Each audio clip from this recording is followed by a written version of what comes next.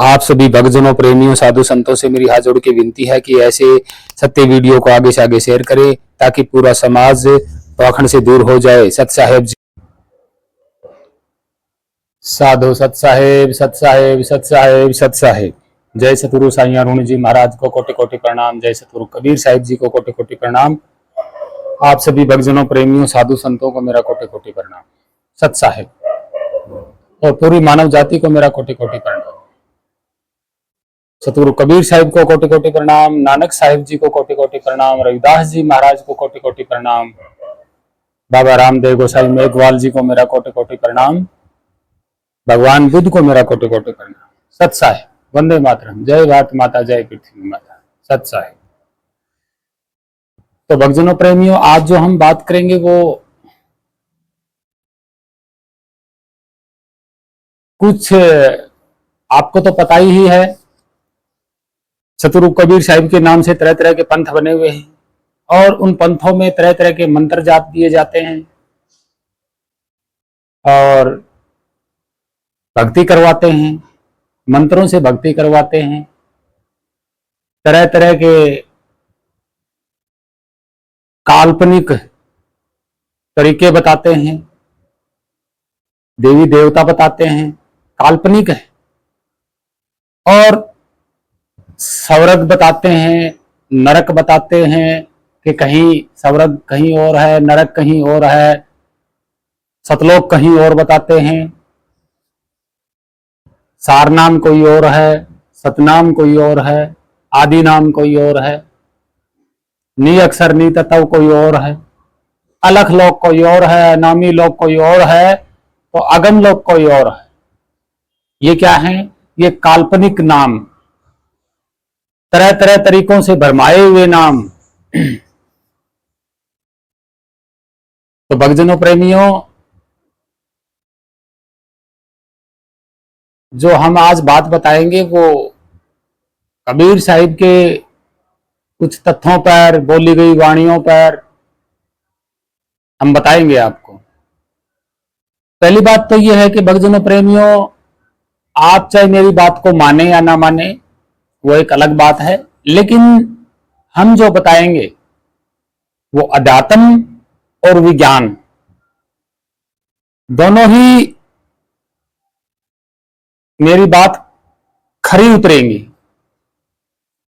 आप सोना कितना शुद्ध होता है, लेकिन सोने को भी मात, हीरा जो होता है, हीरा वो सोने को भी मात दे देता है। यानी कि हीरे के सामने सोना भी मार खा जाता है, क्योंकि सोने के ऊपर अगर हीरा जड़ा जाए तो शोभा और बढ़ जाती है। ठीक इसी तरह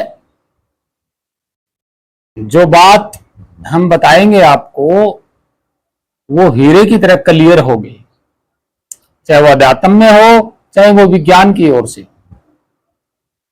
तो हम आपको बताने जा रहे हैं कि संसार विज्ञान है, सांसारिक विज्ञान है, और जो अध्यात्म है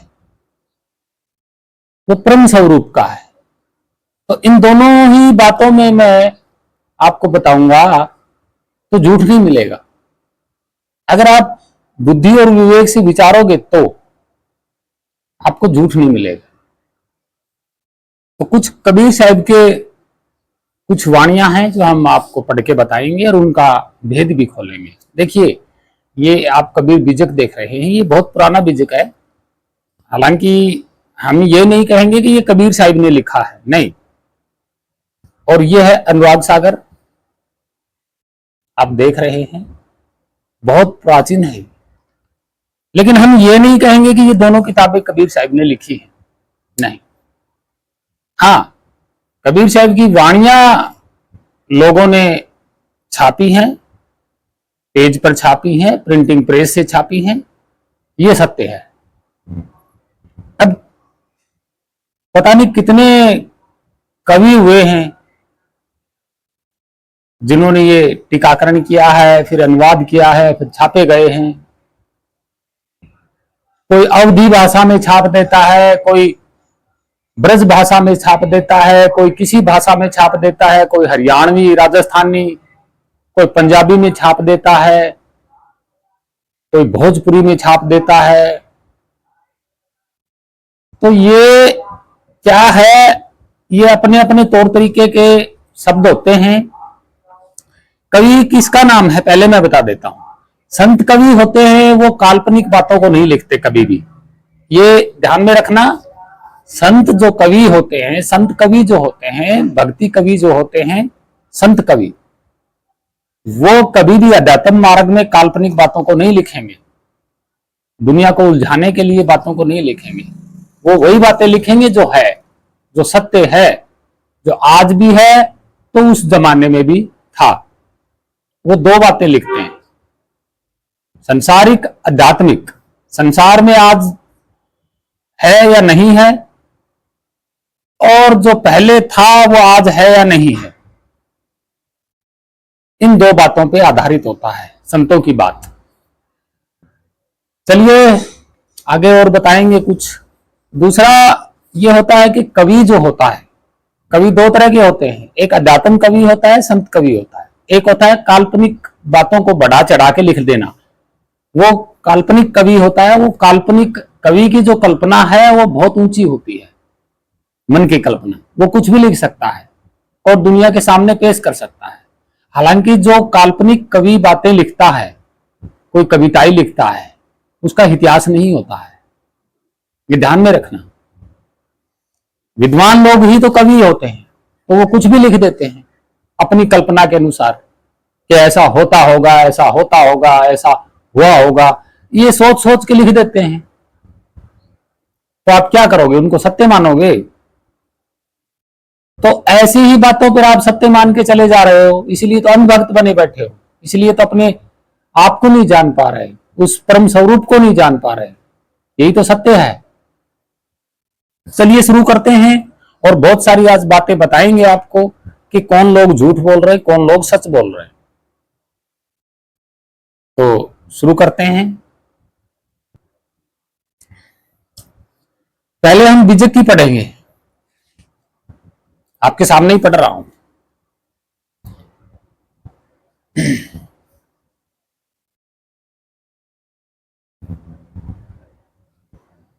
कि बीजक की एक चौपाई जो होती है, बीजक में देखो चौपाई आई है, चौपाई नाम। हालांकि सतगुरु कबीर साहिब ने कभी चौपाई बोली ही नहीं। चौपाई अवधी भाषा में होती हैं, जैसे तुलसीदास ने चौपाइयां लिखी हैं, तो चौपाई तुलसीदास लिखता है। तुलसीदास के विद्वान अवधी भाषा में चौपाई लिखते हैं, या तुलसीदास के पंथ के विद्वान चौपाई लिखते हैं। तो यहां बीजक में भी चौपाई आई है, तो ये कबीर साहिब की चौपाई नहीं हो सकती, लेकिन फिर भी हम आपको चौपाई को पढ़ के बता देते हैं कि सतनाम एक अक्षर सो है।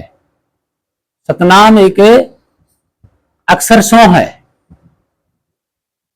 सुनते रहिएगा। सतनाम एक अक्षर सो है, जाके बुझे जीव निमो है। जाके बुझे जीव निमो है। अक्षर में नी अक्षर होई, अक्षर में नी अक्षर होई। ज्ञानी हो सो बूझे कोई। यहां चौपाई आपको समझ में आ गई होगी। पंडित अक्षर भेद बखाने। पंडित अक्षर जो होता है ना, लिखने वाला अक्षर, पंडित अक्षर भेद बखाने। निअक्षर का मर्म न जाने। निअक्षर का मर्म ना जाने। निअक्षर है नाम की डोरी। क्या लिखा है? निअक्षर है नाम की डोरी। जी ही मिले जीव फंदा तोड़ी। जो मिल जाता है तो जीव फंदा तोड़ देता है। किसका? काल का फंदा तोड़ देता है। तोड़ी का मतलब तोड़ना। बिन रसना गुन गावे कोई, यानी कि बिना मुख से बोले अगर कोई गुण गा रहा है, बिना मन के बोले से कोई गुण गा रहा है, बिन रसना गुण गावे कोई, सुरत शब्द धर जाने सोए। सुरत शब्द यानी कि शब्द सुरत में, यानी कि ध्यान सुरत में, यानी शब्द में अपनी सुरत को लगा ले, वो विरला ही कोई जानता है। कथा होए तो कहूं सुनाई, एकथ कथा कैसे जाए बताई। ये क्या लिखा है, मैंने पहले भी बताया था कि उसका विवरण नहीं होता है, उसका विवरण आप कर नहीं सकते हो भाई, उसका कोई इतिहास ही नहीं है, उसकी कोई कहानी ही नहीं है, आप उसकी कथा कैसे सुनाओगे। वो तो एक कथा है, सिर्फ जानना, इसके अलावा उसकी कोई कहानी नहीं है, उसकी कोई कथा नहीं है। जो ये अंधभक्त संत रामपाल जैसे हैं, ये बढ़ चढ़ के कबीर साहिब के बारे में कथा सुनाते रहते हैं। अरे भाई वो अकथनीय है, उसकी कोई कथा या इतिहास नहीं होता है। मैंने पहले भी बताया था, इतिहास उसका होता है जो किसी जमाने में होता है और आज नहीं है। कथा उसकी होती है, जैसे कबीर साहिब की कथाएं बना रखी हैं लोगों ने और सुनाते रहते हैं। यहां क्या कह रहे हैं कि ज्ञानी हो सो ज्ञान विवेकी, अक्षर भेदी निअक्षर देखी। अक्षर को भेदी निअक्षर देखी, और यही बातें मैं बार बार वीडियो में बताता रहता हूं। आप को मैं इसकी फोटो भी लगा दूंगा, आप इसको पूरे को पढ़ लेना, ठीक है जी। कहत आगे जो दोहा आ जाता है, फिर दोहे में क्या लिखा है, अथाह अमूल जो भेद, पार लोक विस्तार जेही, सतगुरु कहें सो भेद, बीज वस्तु पहचाने। बीज वस्तु पहचाने, फिर क्या है, चौपाई, फिर चौपाई आती है। सहज रूप धुन होत सदाई। धुन मतलब सुनने वाली धुन नहीं होती, यहां पे उस एक रस को धुन बोला जाता है, लगन को धुन बोला जाता है। वो एक लगन में रहता है, उसकी लगन परिवर्तन या बदलती नहीं है। लोग यहां 5 धुनों को सुनते हैं, अरे भाई धुन लगन नहीं होती है। वो नाद जो आप सुनते हो, बाहर की सुनते हो, तो वो जो धुन होती है वो नाद या ध्वनि नहीं होती। धुन का मतलब ध्वनि नहीं होती, धुन एक लगन होती है, एक रस होता है, हमेशा से खड़ा रहना। जैसे हिमालय एक धुन में रहता है, जैसे हिमालय पर्वत हमेशा एक धुन में रहता है, तो क्या वो आवाज कर रहा है? नहीं, एक रस है, स्थिरता में रहना ही धुन कहा जाता है, लगन कहा जाता है। जैसे लगन का मतलब मैं आपको बता देता हूं कि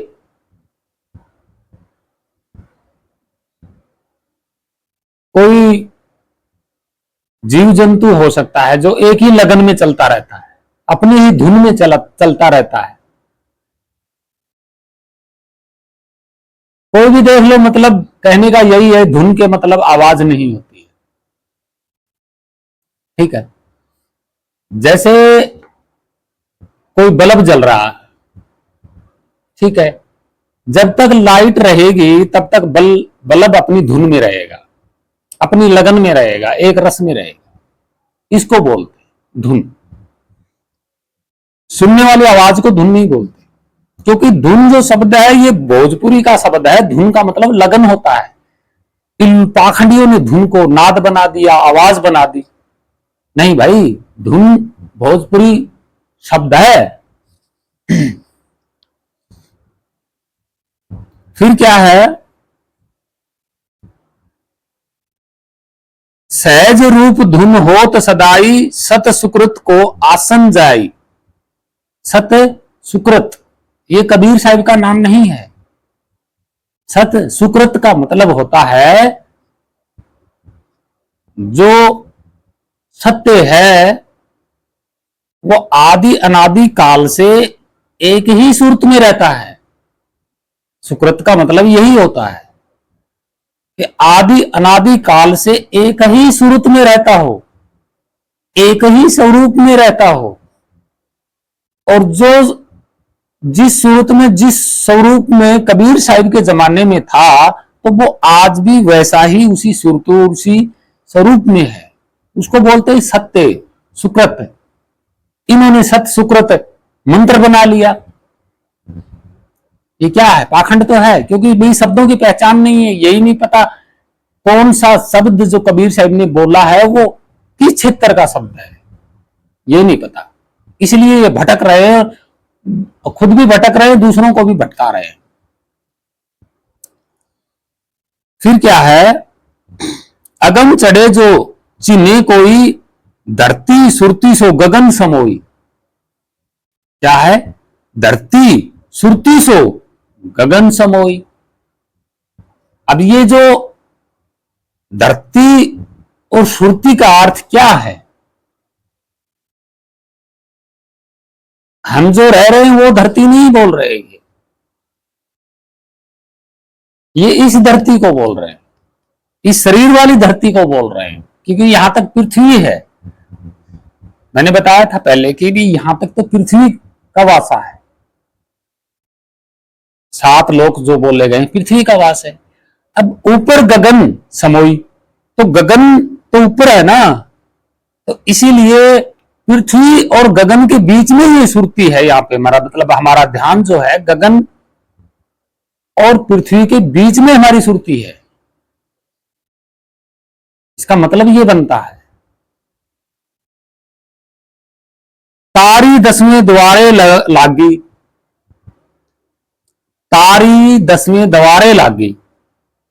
ठीक है। गुरु प्रताप से आत्म जागी।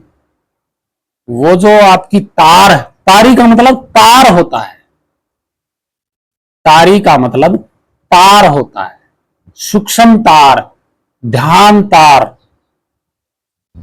ध्यान को ही तार या तारी कहा जाता है। जब आपका ध्यान किसी वस्तु में एक रस लग जाता है, एक जगह टिक जाता है, तो उसको तार, उसका तारी तारी जुड़ जाती है, तार बोलते हैं उसको। और यहां तारी का कुछ और ही शब्द बना दिया होगा इन्होंने। कहने का मतलब ये है जो मोटा तार होता है उसको तो हम मोटा तार बोलेंगे, लेकिन जो पतला सा होता है उसको भी हम तार कहते हैं। लेकिन भोजपुरी भाषा में मतलब भोजपुरी भाषा में तारी बोला जाता है, तारी। और गुरु प्रताप से आत्म जागी। जब गुरु ने भेद बताया तभी तो आप जागे हो, जागृत हुए हो, चेतन हुए हो। चेतना और चेतन दोनों में भी अंतर है। चेतना मतलब आप जिंदे हो, आप जिंदा हो, चेतना तो इसको बोलते हैं। चेतन कौन होता है? जब इस चेतना को जान लेता है वो चेतन होता है, चेतना हो जाता है, मतलब जागृत हो जाता है। अभी मैं जाग गया, हाँ ये है वो सत्य, तो उसको बोलते हैं आत्म जागी, जाग जाना। अब जितने मानव है ये अंधभक्त हैं, ये पाखंड में घुसे हुए हैं, अब ये सोए हुए हैं, सिर्फ ये चेतना में है, चेतन नहीं हुए, अभी चेत में नहीं आए, अभी ये चेत में नहीं आए, अभी होशो आवाज खोए हुए बैठे हुए। जिनको चेत होगा तो ये चेतन हो जाएंगे। सत्य का ज्ञान होने के बाद ही चेतन होता है, चेत जाता है आदमी। कहते हैं ना, नर चेत बुढ़ापा आवेगा, ना सब दिन रहे जवानी। चेत का मतलब जाग जाना, सोच विचार कर लेना। चेतना का मतलब ये होता है। तन मन की गति मति विसरावे, सुरतिवंत कोई सहज समावे। कि तन और मन की जो गति है इसको कोई स्थिर कर ले, इसको कोई स्थिर कर ले, तन को और मन को ऐसे स्थिर कर ले। सुरतिवंत कोई सहज समावे, कोई विरला होगा जो तन मन को ऐसे स्थिर कर लेता है और फिर उसकी सुरती लगती है। धरती तजी जब चढ़े आकाशा, यानी कि ये धरती तजी तब चढ़े आकाशा, देखा झिलमिल विमल तमाशा, देखा झिलमिल विमल तमाशा। अब इन आंखों से देखना नहीं होता है, सुरती जानेगी उसको कि क्या हो रहा है। उर्द रूप जाए निज अही, उर्द रूप निज जाए अही, गगन के माध्य मगन होई रही।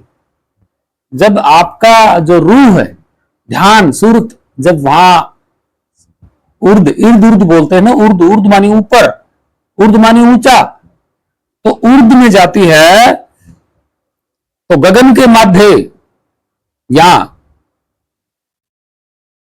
मगन हो जाता है, यानी कि आपकी सुरती लग जाती है तो आप मगन हो जाते हो उस सत्य को जान के।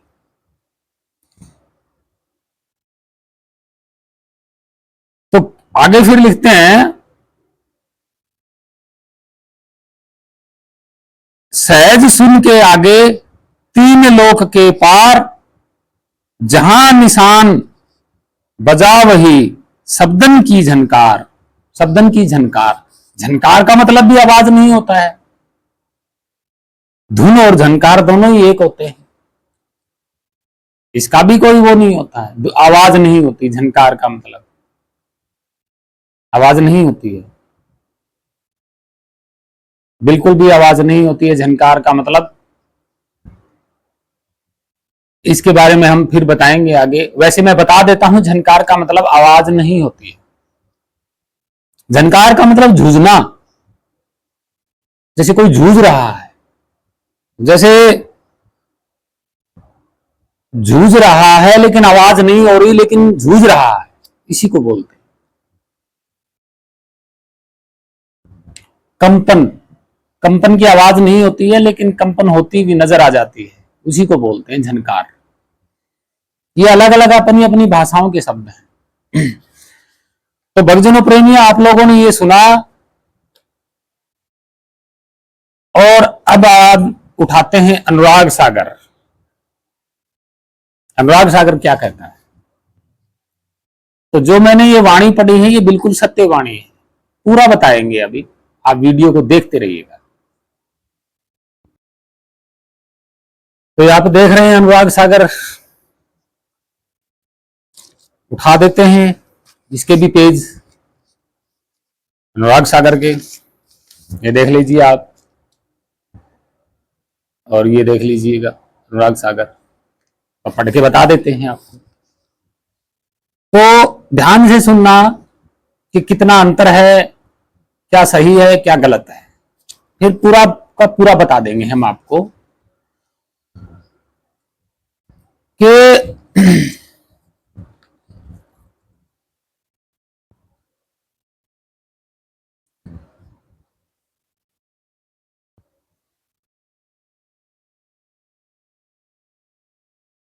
एक वाणी और है, 5000-5500 ऐसा कुछ है, वो अनुराग सागर में मैं पढ़ के बताऊंगा और उसका भी भेद खोलूंगा कि सतगुरु कबीर साहिब ने ये क्यों बोला, 5000-5500 ऐसा कुछ क्यों बोला, किसने लिखा ये हम आपको बताएंगे, लेकिन अभी नहीं, अगली वीडियो में।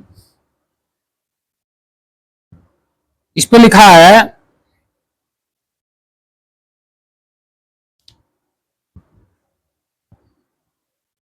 शब्द की चाल नाद कहे होई, बिंद अंकारी जाए बिगोई। कहा नाद कहे वेर रे भाई, नाम भक्तिन बिन लोक न जाई। गुरु ते अधिक काहू नहीं पखे, सब ते श्रेष्ठ गुरु कहे लेखे। श्रेष्ठ, श्रेष्ठ शब्द कहां आया है, किसका है? श्रेष्ठ शब्द संस्कृत का है। आप समझ गए होंगे कि 1700-1800 ईस्वी में ये अनुराग सागर लिखा गया है। सब ते श्रेष्ठ गुरु कहे माने, गुरु सिखापन सत के आने। नाम कबीर अजर मणि सारा, यहां क्या लिखा है कि नाम कबीर अजरमणि धारा, अजरमणि सारा, धारा नहीं सारा, नाम कबीर अजरमणि सारा। अब लोगों ने नाम कबीर, तो कबीर का नाम कौन सा था? कौन सा था कबीर का नाम? कौन सा था वो कबीर का नाम? अमर। तो यहां लोगों ने कबीर नाम ही अमर रख लिया मंत्र बना के। यहां पाखंडी गुरुओं ने सत कबीर जो बना करके नाम है, उसी का मंत्र जाप शुरू कर दिया। सत कबीर सत कबीर सत कबीर, सत सुकृत सत सुकृत। अरे भाई, सत सुकृत कुछ और चीज होती है, वो कबीर साहिब का नाम नहीं है। और ये जो नाम है, इसमें नाम लिखा है नाम कबीर अजरमणि सारा, तो इसका मतलब क्या होता है हम आपको समझा देते हैं। कबीर का जो नाम है वो अजर अमर मणि सारा, इसका मतलब क्या होता है? देखिए, मैं आपको एक चीज दिखाता हूं। ये वस्तु है, ठीक है जी, ये वस्तु है। मेरा नाम जो है वो रामनिवास है, ठीक है। और मेरा जो प्रिय वस्तु क्या है? मेरी जो प्रिय वस्तु ये चादर।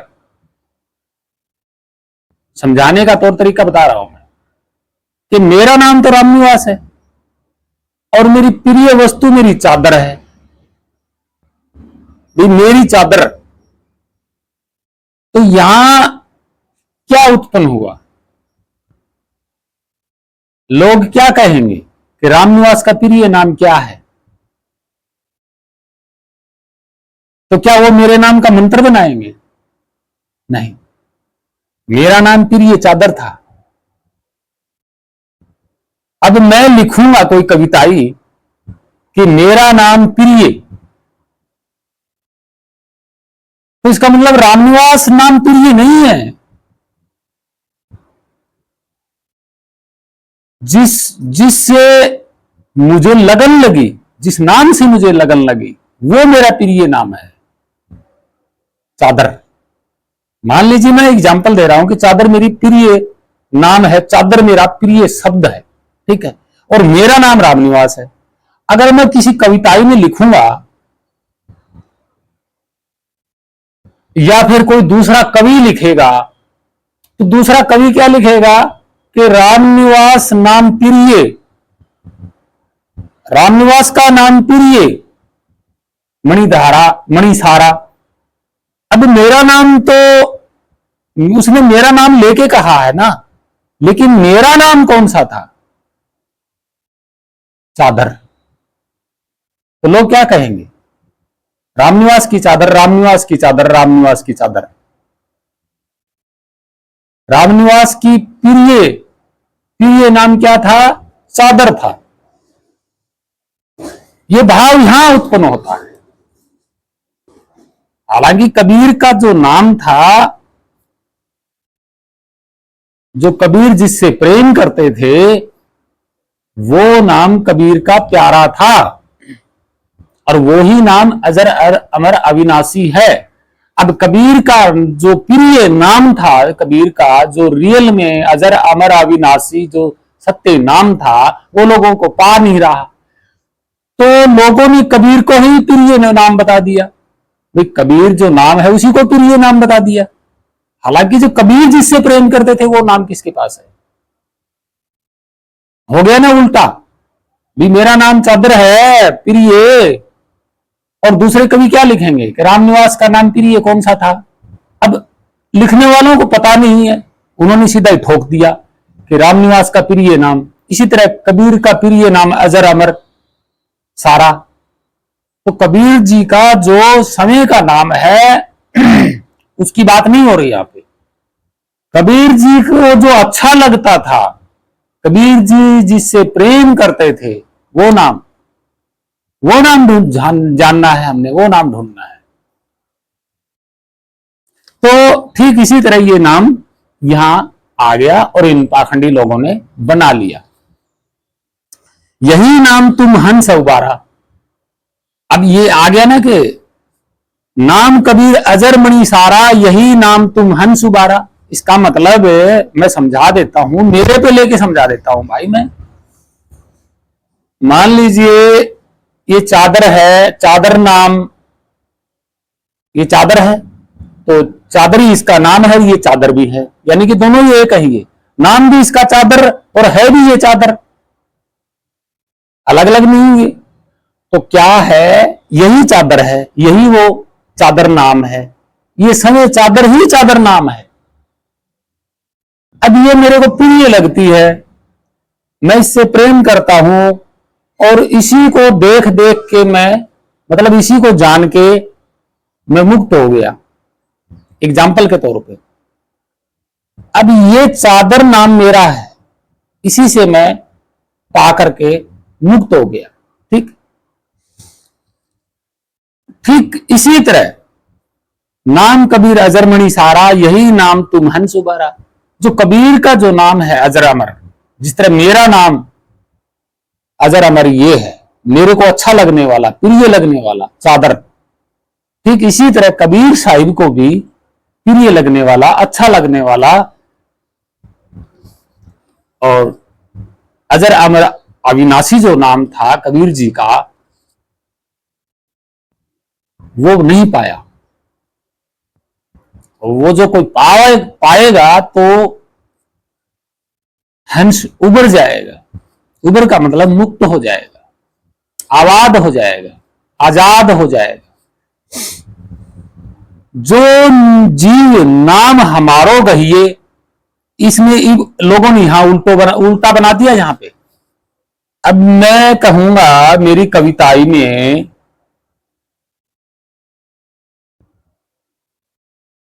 मैं अगर मेरी कविताई में कहूंगा, जो जीव मेरो यो नाम गहिए,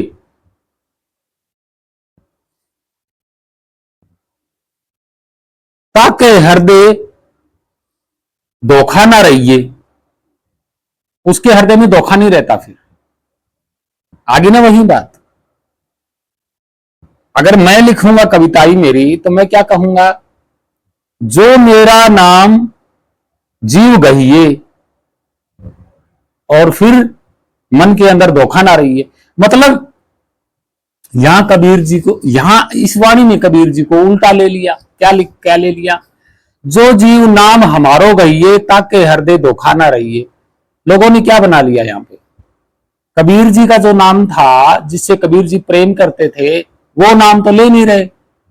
यहां कबीर कबीर जप के न मुक्त हो रहे हैं। अब भी मेरा जो नाम है, प्रिय नाम चादर है, और मैं इसको जान करके मुक्त हो गया।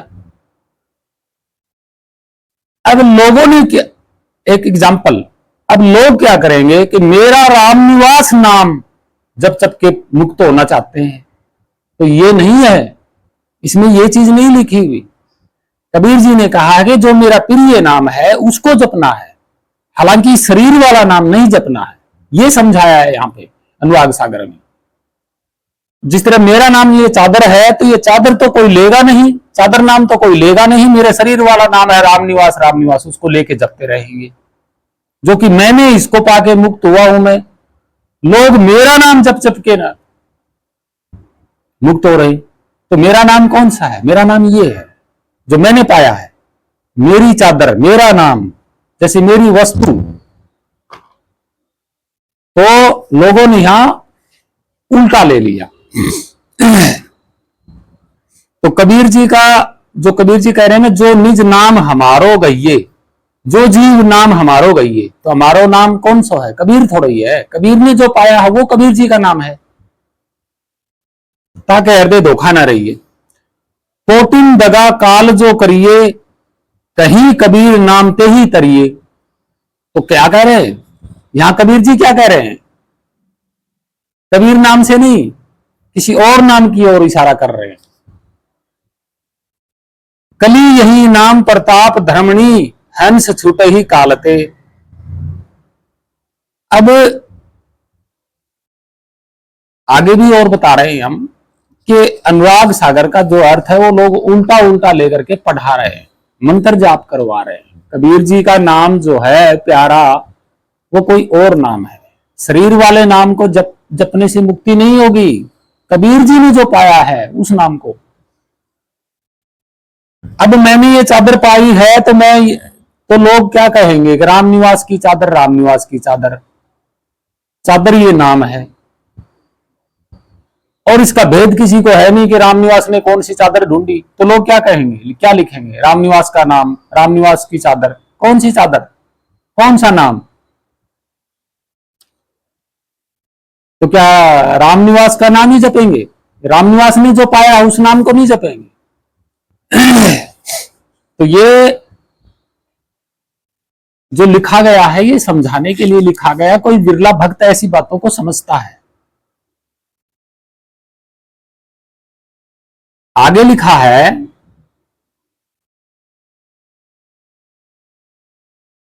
कि जो जीव ये आपुई होई, नाना दुख किनी मुक्ते सोई। पांच तत्व वश जीव दुखावे, जीव पुरुष कहे सम ठहरावे। अजर अमर सत पुरुष की काया, कला अनंत निरूपतनी छाया।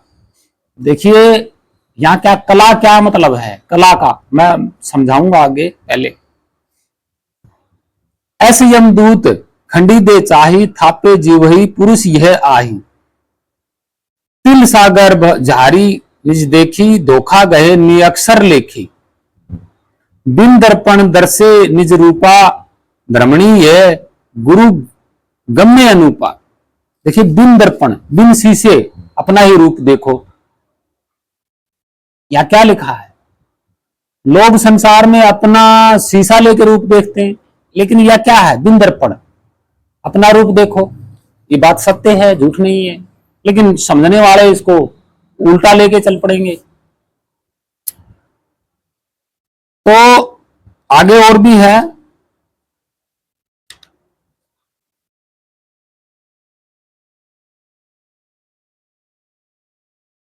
अब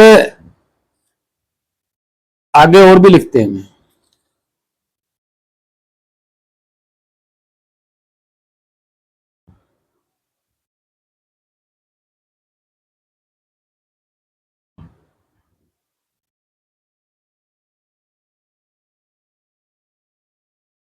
पूरा का पूरा मैं पढ़ा देता हूं कि पवन 85 काल की आही, लोक कर्म सो ताही बताई। पवन नाम लिखिए प्राण खवे है, पवन सृष्टि मत जगत चले है। जाही खानी के जो जीव एहे हैं, ते ही तस पवन पान विले हैं। पवन 85 केरी अनुराही, आरती चौका करही विचारी। क्या न्यारी क्या पुरुष भाई, तिल मासा निरखही सब ठाई। शंख चक्र ओ धरिये नख। देखिए यहां पे जो बातें लिखी हुई हैं ये शरीर के बारे में ही लिखी हुई हैं। आगे मैं समझा देता हूं, लेकिन मेन बात अनुराग सागर की आप सुनो। तो मेन बातों को सुन के ही आप सत्य तक पहुंच सकते हो। पंचामृत कोत्तर नामा, सुमरण सार शब्द गुण धामा। के जो लोग 5 शब्द जप रहे हैं, ये सतगुरु कबीर साहिब के जमाने में नहीं थे, ये 1825 के बाद आए हैं। तो अनुराग सागर जो है 1825 के बाद लिखा गया है। 1825 में व्यास डेरा शुरुआत हुआ था। 1800 के आसपास में व्यास डेरा शुरू हुआ था। 5 नामों की शुरुआत वहीं से हुई थी। 5 नामों की शुरुआत वहीं से हुई थी और 5 नामों के खिलाफ तत्व, भाई 5 नामों से मुक्ति नहीं होगी, और तभी अनुराग सागर छापा गया है। और ये लगभग अवधी भाषा में चला गया। ब्रज भाषा है, कुछ मिलावटी अवधी भाषा है, कुछ भोजपुरी भाषा है। तो यहां 5 नामों की बात इसलिए आई क्योंकि 1800 में व्यास का डेरा शुरू हो गया था। 5 नाम वही देते थे। अष्टांगी योग वाले भी 5 नाम देते थे। कबीर साहिब के जमाने में 5 नाम नहीं थे। जीव का द्रव्य जदे कछु भाखा, ताहा महाकाल दोख अति राखा। पांचों तत्व केर उपजारा, कथिये है मता है सारा। पांच तत्व प्रकृति पचीसा, तीनों गुण 14 यम ईसा। यही फंड जीव फंडा भाई, सत्य नाम को सुधी विसराई। तन धरी सुरती तत्व में लाई, तन छूटे कहू कहो कहां को जाई। जह आशा तह बासा पावे, ततो मगे गमी ततो समावे। सुमरण ध्यान विदेह छुड़वाई, राखई ततो अंश और झाई। क्या कह रहे हैं ये धर्मणी, मतलब आगे मैं समझा देता हूं आपको, पूरी बात ही बता देता हूं मैं क्या कह रहे हैं ये। कि जो काल ब्रह्म है यानी कि मन ब्रह्म है, भ्रम, मन ब्रह्म नहीं है, भ्रम, मन के अंदर भ्रम पैदा होता है तो क्या होता है, तत्वों में ध्यान लगवा देता है। विदेही ध्यान से तत्व ध्यान में लगवाता है तो धोखे में रखता है। कौन? मन धोखे में रखता है। मन ही आपका काल है। और मैं आपको एक बात अच्छी तरह बता देता हूं, आप माने या ना माने लेकिन मैं बता देता हूं कि आपको पता ही है कि जो हमारा स्वरूप है वो परमात्मा का ही स्वरूप है।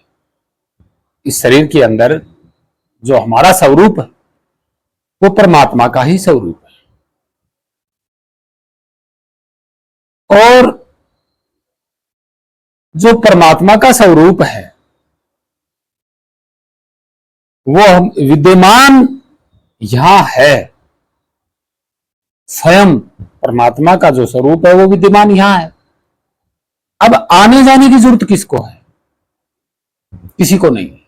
मैंने पहले भी बताया था कि संसारिक मामलों से उलट है, हमारा जो स्वरूप है वो उल्टा है। इसलिए तो हम बाहर संसार में भटक रहे हैं। हमारे ही स्वरूप को न जानने की वजह से हम संसार में भटक रहे हैं। हमारा स्वरूप का और हमारा ध्यान का और हमारी सुरती का इस संसार में मैचिंग नहीं हो रहा, इसलिए हम भटक रहे हैं। तो क्या है, हमारा स्वरूप जो है वो संसारिक से अलग है। अगर संसार शरीरधारी है तो परमात्मा स्वरूप यानी कि हम शरीरधारी नहीं है इस शरीर में, ठीक है। बाहर अगर आवाज से आप मैचिंग करोगे, संसार से मैचिंग करोगे, तो ये मैं पहले भी बता चुका हूं, ए भक्तों भक्तजनों अंधे मत बनो। हमारा जो स्वरूप है, जो परमात्मा का जो स्वरूप है, वो संसार की किसी भी हद में मैचिंग नहीं है, बिल्कुल भी नहीं। आप भ्रमित मत होना। अगर आप सोचोगे कि वो हम जो आवाज बोल रहे हैं आवाज जैसा होगा, तो वो इसके उलट है, आवाज जैसा नहीं है। आप सोचेंगे कि वो शरीरधारी होगा, तो वो शरीरधारी भी नहीं है।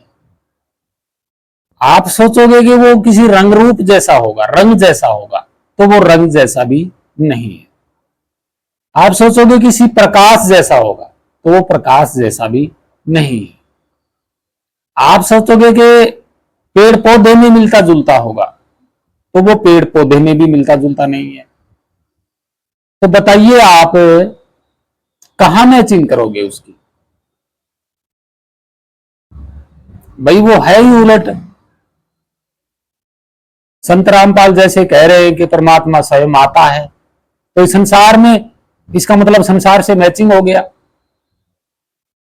संसार से मैचिंग हो गया। क्योंकि आना जाना चलना, एक दूसरे के स्थान पे जाना, तो इस शरीर का काम है, तो वो तो संसार से मैचिंग हो गया।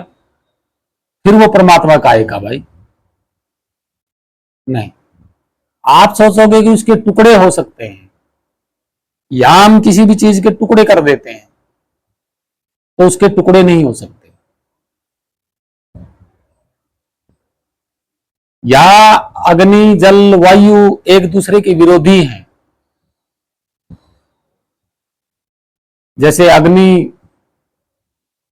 जल का विरोधी है, जल अग्नि का विरोधी है, यहां एक दूसरे की चीज विरोधी है, लेकिन सारी चीज मिलकर के भी उसका विरोध नहीं कर सकती। यानी कि पांच तत्व यहां एक दूसरे के विरोधी हैं, अगर यही पांचों तत्व मिलके उसका विरोध नहीं कर सकते। जैसे हम किसी एक व्यक्ति का यहां सारे के सारे इकट्ठे होके विरोध कर देते हैं। जैसे आपने देखा होगा आंदोलन, आंदोलन में कितने व्यक्ति जुड़ते हैं और एक व्यक्ति के लिए आंदोलन करते हैं कि ये व्यक्ति अच्छा नहीं है, इसको पद से हटाओ, इस नेता को भगाओ, आपने देखा होगा। लेकिन उसका कोई भी तत्व उसका विरोधी नहीं है, विरोध नहीं कर सकता, क्योंकि उसके संपर्क में जा ही नहीं सकता।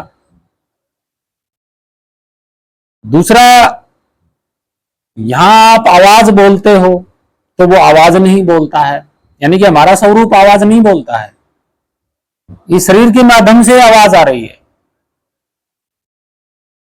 मन बोल रहा है, मन उत्पन्न हुआ, इस शरीर में मन उत्पन्न है, मन जागृत है, ये सारी मन की कला है, बोलने वाला भी। अब आप सोचोगे कि वो हवा जैसा होगा, तो वो हवा में भी मैचिंग नहीं है। तो और आसमान से कोई चीज उतरती है, जैसे आसमान में पक्षी होता है, वो नीचे उतरता है, हवाई जहाज होती है, उतरता है। तो ये क्या है? स्थूल शरीर वाले है ना, पदार्थ ही तो है, तत्व ही तो है, तो वो तो तत्व नहीं है ना। दूसरा, यहां कोई चीज इधर उधर घूमती रहती है तो वो घूमता नहीं है। अब बात यहां आती है कि आज तक आपने देखा होगा, विज्ञान की बात बता रहा हूं मैं, सच्चाई, अध्यात्म और विज्ञान दोनों ही यहां शुरू हो रही है ये बात, कि वो उलटवासी है। और ये बुक आप देख रहे हो, ठीक है, वेद शास्त्र आप देख रहे हो, गीता आप देख रहे हो, सब कुछ देख रहे हो। क्या आज तक कोई इंसान इनको लेके गया है? बताइए जरा, क्या आज तक कोई ये इंसान लेके गया है? पैसा है, बंगला है, गाड़ी है, कोई लेके गया है? नहीं गया, यहीं का यही रह जाता है। यहीं से शुरू करते हैं हम, समझने की बात है ये। दूसरा, जो आवाज हम बोलते हैं, आवाज क्या है? तत्व है। और आवाज क्या है? संसार में सुनने वाली, बोलने वाली, लोगों को सुनाने वाली। हमारी आवाज तो सिर्फ शरीरधारी प्राणियों को सुनाने के लिए होती है, परमात्मा को सुनाने के लिए नहीं होती हमारी आवाज। सिर्फ शरीरधारी प्राणियों को सुनाने के लिए हमारी आवाज होती है। और वो है उलट, यानी कि हमारा स्वरूप उल्टा है। यहां शरीर एक दूसरे की बात को सुनते हैं, तो इसका उलट क्या होगा? सुनता नहीं है। यहां ये शरीर बोलता है तो वो बोलता नहीं है, यहां ये शरीर है तो उसका शरीर नहीं है। और जो हम मंत्र, कोई भी गाना गा रहे हैं, गीत गा रहे हैं, कोई मंत्र पढ़ रहे हैं, तो हम सुना किसको रहे? हम बोलेंगे तो हम ही सुनेंगे ना, कहानी सुनेंगे, या कोई दूसरा होगा वो सुनेगा। तो हम साथ में क्या मंत्र लेके जाएंगे? आपको यकीन है? भाई शरीर जब छूट जाता है तो कौन से मुंह से मंत्र बोलोगे? क्या कोई और मुख है आपके? इस शरीर के मुंह के अलावा कोई और मुंह है आपका जिससे आप मंत्र जपोगे? भाई जब तक होठ सथी ये स्थूल जीवा, ये कंठ काम नहीं करेंगे, आप बोल ही नहीं पाओगे। आपने देखा होगा लोग जिंदा तो रहते हैं लेकिन बेड पे लेटे रहते हैं, बोल नहीं सकते। उनके पास शरीर होते हुए भी वो बोल नहीं सकते। तो कौन सा मंत्र जप के आप किसको सुना रहे हो भाई? आप तो उलटवासी हो, अविनाशी हो। जैसे ये संसार नासवान है, नासी है, संसार को नासी बोला जाता है, नासी नासवान। और उसका उलट क्या होता है? अविनाशी। ये संसार नासी है, वो अविनाशी है। उलट हो गया कि नहीं हो गया? ये संसार जन्म मृत्यु में है, वो अजर अमर है, अजन्मा है, उलट है। अब यहां समझने वाली बात यह है कि हम जब यहां अपनी आवाज को हम प्राणियों को सुनाते हैं, वो है उलटवासी, तो किसको सुना रहे हैं? किसके नाम का मंत्र जप रहे हैं? ये समझने वाली बात है। दूसरा, अगर आप मन के अंदर मंत्र जपोगे तो अंत समय में मन के अंदर जपा हुआ मंत्र भी आपके काम नहीं आएगा। क्यों नहीं आएगा? क्योंकि आपका मंत्र जो है आप मन मन में ही जप रहे हो और मन ही उसको सुन रहा है। भाई जो मंत्र आप मन में जप रहे हो, कोई भी मंत्र, तो वो मन के अंदर ही स्टोर है, वो मन के अंदर स्टोर है, वो मन से बाहर नहीं जा सकता। तो अंत समय में भी मन के अंदर ही स्टोर रहेगा, मन से बाहर नहीं जाएगा वो मंत्र। जब आपका मन में जपा हुआ मंत्र मंत्र मन के बाहर भी बाहर नहीं जा सकता, तो मन के अंदर जो सटोर मंत्र हो गया वो क्या काम आएगा आपके? कोई काम नहीं आएगा, क्योंकि वो तो मन में सटोर रह गया, मन को तो पार ही नहीं किया उस मंत्र ने। अगर आप मुख से बोलोगे कोई मंत्र तो बाहर प्राणी सुनेंगे, प्राणियों के सुनने के अलावा और किसी में कला है ही नहीं सुनने की। रही बात परमात्मा की, तो परमात्मा तो उल्टवासी है। हम यहां सुनते हैं, परमात्मा सुनता नहीं है, वो तो हमारे उलट में है। तो मंत्र किसका जपोगे?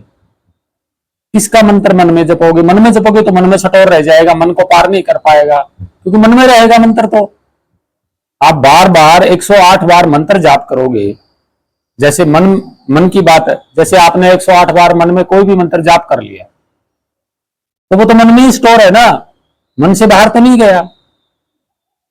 अगर आपने मुख से बोल दिया तो शरीरधारी प्राणी सुनेंगे, क्योंकि ये जो बाहर की आवाज है ये केवल संसार की आवाज है, संसार से व्यवहार करने की आवाज है, एक दूसरे प्राणी से बोलचाल करने की आवाज है। ये आवाज परमात्मा तक थोड़ी ना पहुंचेगी।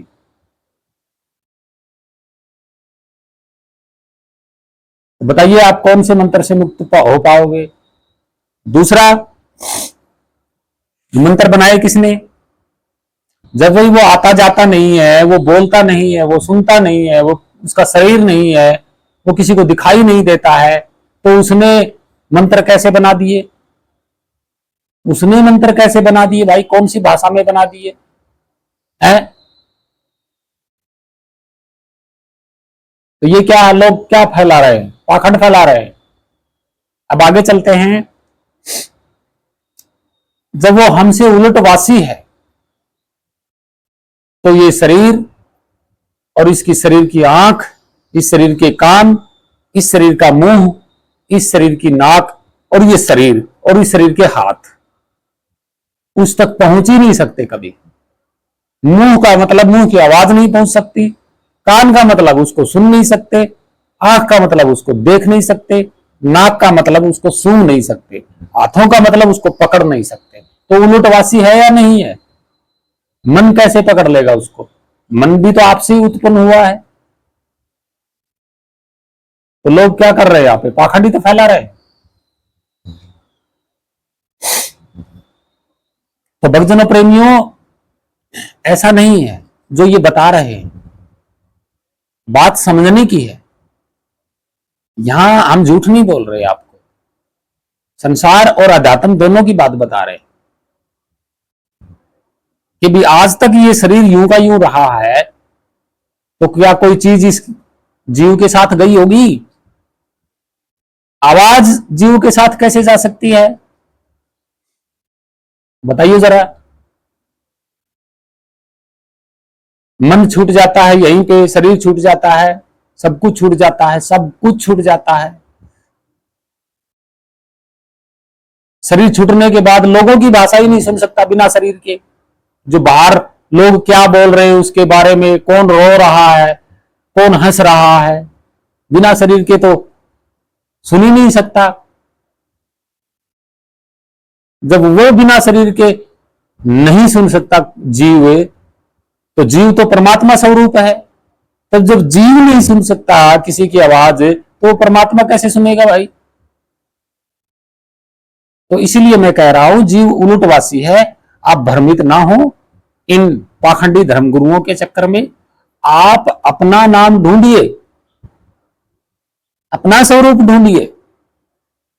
यह है सत्य। मंत्र जाप कोई काम नहीं करेगा आपको मुक्त होने के लिए।